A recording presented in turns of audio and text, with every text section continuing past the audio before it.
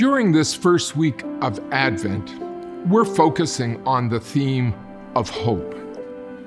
For those of us who identify as Jesus followers, we no doubt are so immersed in living our lives this side of Jesus' first coming that we likely struggle to fully appreciate what it was like for those in Old Testament times who were waiting for the long-promised Messiah.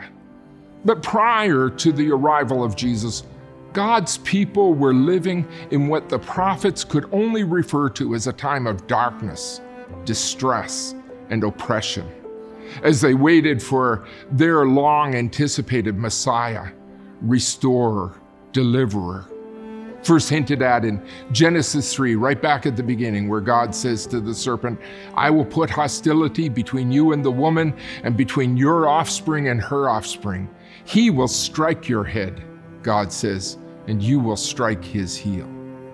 Those Old Testament prophets called their peers to walk with a confident hope, believing that the time would certainly come when they would see a great light. For one was to come who would break the yoke of their slavery and lift the heavy burdens from their shoulders, as Isaiah says in chapter 9. Even though we today live this side of the coming of that Messiah, we nevertheless still live in a time of waiting. For although the promised Messiah has come, the fullness of his kingdom has not.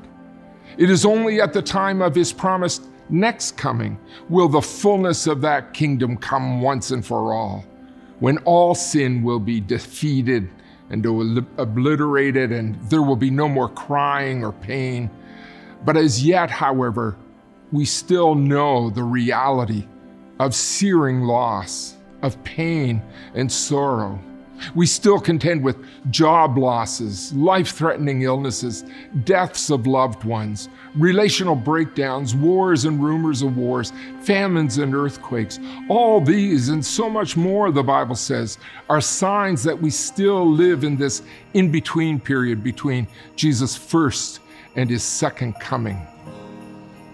Without a doubt, we are so privileged to live this side of Jesus' birth, life, death, and resurrection. And we get to experience the first tastes of his kingdom, which means that even when we experience sorrow and loss, as we all at times do, we can know that because of Jesus' first coming, being born in that stable, that in the words of Paul, when we grieve, we need not do so as those who have no hope. For we know that although Satan has not yet been ultimately banished, he will be. And in the meantime, God will take everything that Satan means for evil, and God will work it for ultimate good. This fantastic truth is seen most supremely in the cross and the empty tomb.